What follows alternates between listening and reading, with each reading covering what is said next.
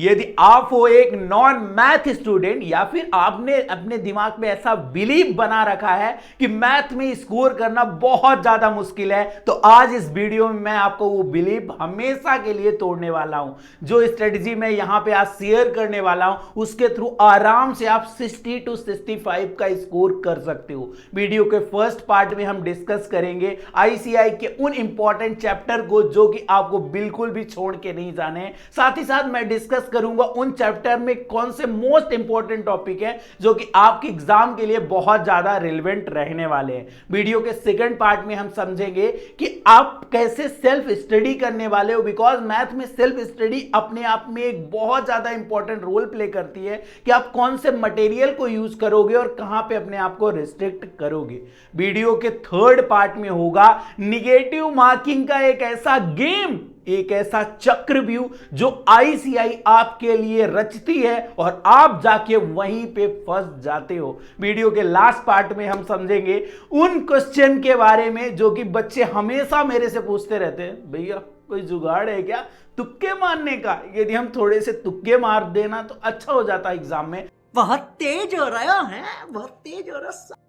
तो देख, तुक्का मारना तो अच्छी बात नहीं, बट मेरे पास कुछ साइंटिफिक मेथड है जिनको मैंने अप्लाई किया था, थाउजेंड्स ऑफ स्टूडेंट ने अप्लाई किया है। जब आप तुक्का मार रहे हो तो क्या वो अप्रोच रहनी चाहिए। आपको पता, ये पेपर आपको मिलता है आपके थर्ड पेपर में, मतलब इससे पहले आपने 2 डिस्क्रिप्टिव पेपर दे दिए हैं बेटा। ये जो डिस्क्रिप्टिव पेपर होते हैं ना, ये लाइक टेस्ट मैच होते हैं, या फिर मैं बोलूं नॉर्मल जो है वो हाईवे की तरीके से होते हैं। मतलब वहां पे आप हर चीज को लिख लिख के प्रेजेंट करके आए हो, बट जो ये थर्ड पेपर ऑनवर्ड, थर्ड और फोर्थ होते हैं, ये बन जाते हैं लाइक एक्सप्रेस वे, जहां पे आपको ना ये 3 टर्म हमेशा ध्यान रखनी पड़ती है बेटा। First one is a time management, second one is a quick decision and third one is a clear approach. मतलब अब ना इस पेपर में आपके पास टाइम बहुत कम रहेगा।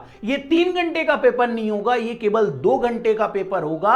उस 2 घंटे में आपको निगेटिव मार्किंग को ध्यान रखते हुए एक्यूरेसी के साथ अपने गोल तक पहुंचना है। देखो, मैं ऑलवेज बोलता हूं कि मैथ में ना यदि आप 70, 80, 90 का स्कोर नहीं किए ना चलेगा, एब्सोल्युटली राइट, बिकॉज अभी ना आपको फाउंडेशन की जर्नी क्लियर करनी।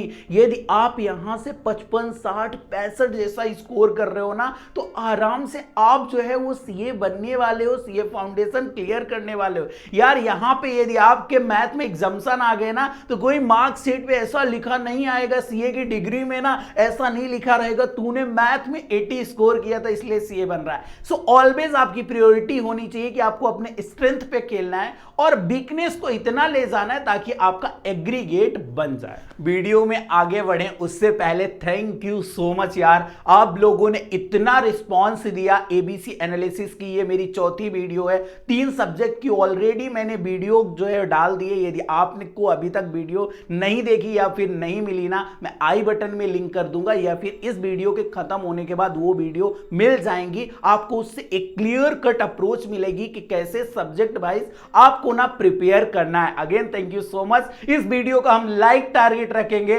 501 लाइक का। आई होप आप हमें ये अचीव करवा देने वाले हो। So let's start with the first topic. Math में वो कौन से इंपॉर्टेंट चैप्टर है और उसके अंदर कौन से वो सेलेक्टेड टॉपिक है जो कि आपके एग्जाम में दिखने वाले हैं। तो बेटा जैसा आपको पता है, ये आपका थर्ड पेपर ना 3 पार्ट में डिवाइडेड है। फर्स्ट 40 मार्क्स मैथ के, 20 मार्क्स एलआर के और 40 मार्क्स स्टैटिक्स के। मतलब जिस चीज से आप डरते हो ना वो सिर्फ 40 मार्क्स की है, और उसमें भी मैं बताने वाला हूं 12 से 15 मार्क्स के ऐसा चैप्टर है जो कि डायरेक्ट है और वहां पे कोई भी इतनी ज्यादा मैथ इन्वॉल्व नहीं है। So let's start with LR. ये जो 20 मार्क्स है ना, ये एज अ संजीवनी आपको मिलते हैं और जो कि मैथ में आपकी ना नैया पार करवाएंगे। टोटल 4 चैप्टर हैं और इसमें आपको अच्छे से सारे के सारे क्वेश्चन सॉल्व करने हैं। सबसे पहले तो स्टडी मटेरियल वाले, देन उसके बाद आपको ना उसके एडिशनल क्वेश्चन भी इंक्लूड करने हैं और लेटेस्ट 2-3 एमटीपी कर लेनी है। मैं आपको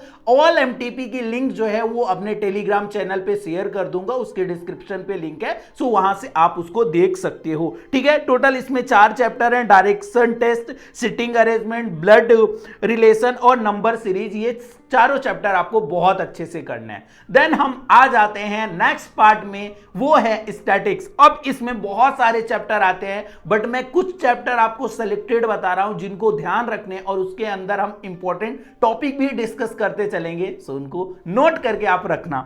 सो सबसे पहले इसमें फर्स्ट यूनिट आता है, यानी आपका जो है वो चैप्टर आता है जिसमें 2 यूनिट है। उस 2 यूनिट में ना आपका एक सैंपलिंग नाम का यूनिट है जो कि बहुत ज्यादा इंपॉर्टेंट रहने वाला है। और उसमें यदि मैं बताऊं एक इंपॉर्टेंट चैप्टर की या फिर इंपॉर्टेंट टॉपिक की, तो जो नॉन सैंपलिंग एरर है ना या सैंपलिंग टाइप वाले क्वेश्चन है वो अक्सर आपसे एग्जाम में पूछे जाते हैं, सो इसको बहुत अच्छे से आपको ध्यान रखना है। देन आ जाता है आपका सेकंड टॉपिक इसमें, वो है सेंट्रल टेंडेंसी एंड डिस्पर्सन। ये बहुत ज्यादा इंपॉर्टेंट चैप्टर होने वाला है आपके एग्जाम के लिए। इसमें जो सबसे ज्यादा आपको एग्जाम में टॉपिक दिख सकते हैं वो है मीन मीडियन मोड वाले, और सेकंड टॉपिक हो सकते हैं स्टैंडर्ड डेविएशन और डेविएशन वाले क्वेश्चन। सो इनको मेक श्योर करना कि आप फर्स्ट प्रायोरिटी पे बहुत अच्छे से करोगे, देन उसके बाद पूरे चैप्टर को इसको अच्छे से आपको तो करना ही करना है। इसमें आते हैं 2 यूनिट, और उसमें पहला है कोरिलेशन और रिग्रेशन।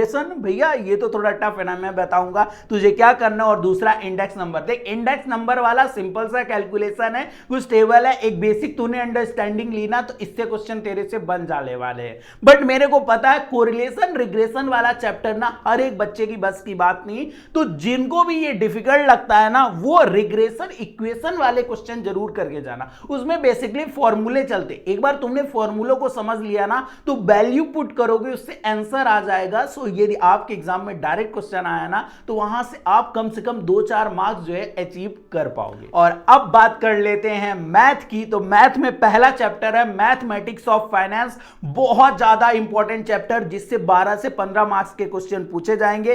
स्पेशली इसमें आपको फोकस करना है प्रेजेंट वैल्यू पे, एनपीवी पे, एनयूटी पे और सिंकिंग फंड पे। इसमें एक नया टॉपिक ऐड हुआ था सीएजीआर वाला, उनके क्वेश्चन अच्छे से करके जाने हैं, बिकॉज इसमें से अकेले आईसीआई मैथ में से 12 से 15 मार्क्स के क्वेश्चन पूछता है। तो सारे चैप्टर भले छोड़ देना पर मैथ में ये चैप्टर तो बहुत अच्छे से करके जाना। इसके अलावा इक्वेशन वाला चैप्टर ऑलवेज इंपॉर्टेंट रहता है, रेशियो, प्रोपोर्शन और इक्वेशन, उनके भी क्वेश्चन आप अच्छे से करके जाओगे। और एक चैप्टर इस कैटेगरी में मैं और डाल रहा हूं, वो है सीक्वेंस सीरीज वाला। मेरे को पता है इसी में थोड़े से बच्चे डरते हैं, बट जो एपीजीपी वाले क्वेश्चन है ना उनको अच्छे से यदि आपने कर लिया ना तो आपका जो ये 60+ वाला स्कोर है वो आराम से अचीव होने वाला है। सो ये थे कुछ सेलेक्टेड टॉपिक जिनको आपने मार्क कर लिया होगा और उनके इंपॉर्टेंट टॉपिक कर लिए होंगे। इसके अलावा आपको टाइम बचता है तो आप सारे चैप्टर देख के जाओगे, बट बेटा सबसे ज्यादा इन पे फोकस रखने वाले हो क्योंकि ये एग्जाम में आपके बहुत ज्यादा रिलेवेंट रहने वाले हैं। अब हम आ जाते हैं आपने सवाल नंबर 2,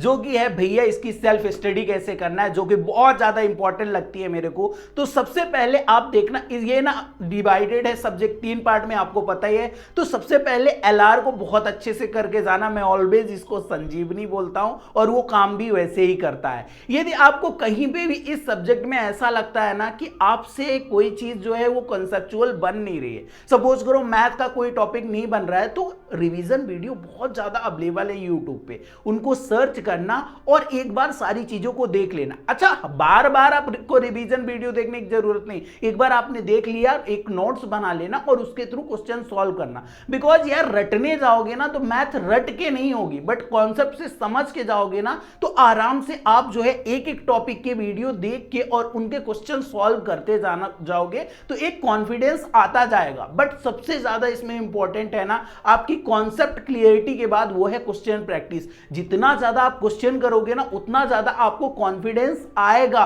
और मैं इसमें आपकी ऑलरेडी हेल्प कर रहा हूं 1-to-1 मेंटरशिप और टेस्ट सीरीज के साथ। यदि आपको नहीं पता है, डिस्क्रिप्शन बॉक्स में मैंने लिंक दी है, एक नई बैच चालू हुई है जिसमें आपको मिलेंगे पूरे 16 full syllabus test, chapter wise test, 1-to-1 guidance, जहां पे हम वीकली बेसिस पे पे मिलते हैं, आपको मेंटरशिप प्रोवाइड करते हैं, ऐसी और बहुत सारी स्ट्रेटजी आपके साथ शेयर होती है। और सबसे अच्छी बात है ये आता है 100% रिफंड पॉलिसी के साथ। यदि आप ये सारी चीजें करते हो और उसके बाद भी क्लियर नहीं होता है ना, we will give you 100% back, because बेटा हमको ना अपनी प्रोसेस पे इतना ज्यादा बिलीव होता है। अब बात करते हैं मुद्दे नंबर 3 की, जो कि आईसीआई का बना बनाया चक्रव्यूह होता है जिसमें आईसीआई बच्चों को फंसाता है, वो है निगेटिव मार्किंग का। देखो यहां पे ना सबसे ज्यादा इंपॉर्टेंट कौन सी चीज हो जाती है, एक्यूरेसी। मतलब जब आप एग्जाम हॉल में बैठ रहे हो वहां पे आपको 99% ये कॉन्फिडेंस होना चाहिए कि जो हमने 4 ऑप्शन में से एक ऑप्शन सेलेक्ट किया है ना वो सबसे बेस्ट ऑप्शन है, क्योंकि मैंने बहुत सारे बच्चों की जो है वो निगेटिव मार्किंग के कारण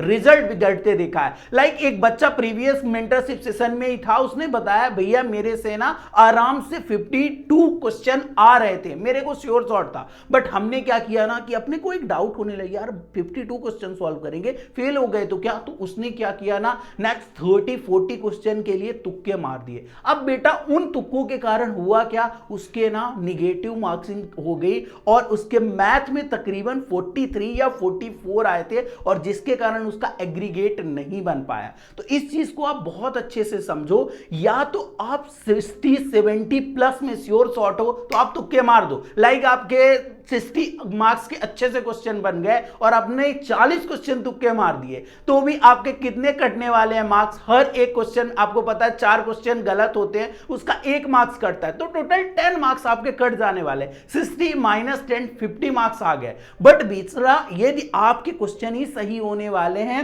40 to 60 के बीच में, और इसके बीच में यदि आपने तुक्का मारा ना तो वहां पे बहुत ज्यादा गलत हो जाने वाला है। और जिसके लिए हम वीडियो का लास्ट पार्ट देखने वाले हैं कि इन केस आपको यदि तुक्के मारने वाली सिचुएशन आ गई तो आपको क्या वो साइंटिफिक तरीके हैं जो कि अपनाने चाहिए। देखो 2 सिचुएशन हो सकती है जहां पे मैंने आपको जो है छूट दी है। पहला तो आप एग्जाम में बैठे और भगवान ना करे पर आपको पता चल गया मेरे 40 मार्क्स नहीं आ रहे, मतलब इस सिचुएशन में आपको श्योर शॉट कुछ तुक्के मारने पड़ेंगे। और दूसरी ऐसी सिचुएशन होगी जब आपके ऑलवेज आपको पता है कि आपके 60, 70, 80 तक क्वेश्चन जो है वो अच्छे से बन रहा है, मतलब अगले 20 क्वेश्चन में आपको तुक्का मारना है, या फिर इसको बोल सकते हैं आपके पास इतना जो है मार्जिन है कि आप रिस्क उठा सकते हो। सबसे पहले हम डिस्कस करते हैं फर्स्ट पार्ट वाले।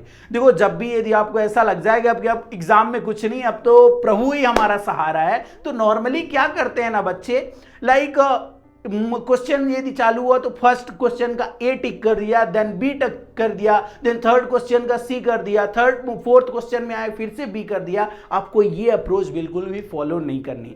देन आपको क्या करना है, आपको ना 4-4 का ग्रुप बनाना है। लाइक 4 ग्रुप बनाने का मतलब फर्स्ट 4 क्वेश्चन में आपको ए टिक करना है, देन नेक्स्ट 4 क्वेश्चन में बी भी टिक करना है, थर्ड जो है वो कैटेगरी होगी मतलब 8 to 12 वहां पे सी और देन डी। होगा क्या, सपोज करो 4 क्वेश्चन में से एक भी क्वेश्चन यदि आपका सही हो गया, और क्योंकि बहुत ज्यादा चांसेस होते हैं कि 4 में से कोई एक ऑप्शन होगा जो कि ए या फिर बी या फिर सी या फिर डी में फंस जाएगा, तो वो कंपनसेट करता चलेगा। लाइक 3 क्वेश्चन गलत हुए बट एक क्वेश्चन आपका सही हो गया, तो यहां से आपको बहुत ज्यादा बेनिफिट, और यदि उसमें 2 हो गए ना तो आपके बल्ले बल्ले हो जाने वाले हैं। और दूसरे वो बच्चे होते हैं जो 60-70 प्लस ऑलरेडी कर चुके हैं 80 तक, अब उनको 20 क्वेश्चन में, तो यदि इन केस सपोज करो 20 क्वेश्चन में उसने ABCD वाली अप्रोच मारी और इसमें से टोटल उसने 20 तुक्के मारे और उसके 4 क्वेश्चन भी बेटा सही हो गए।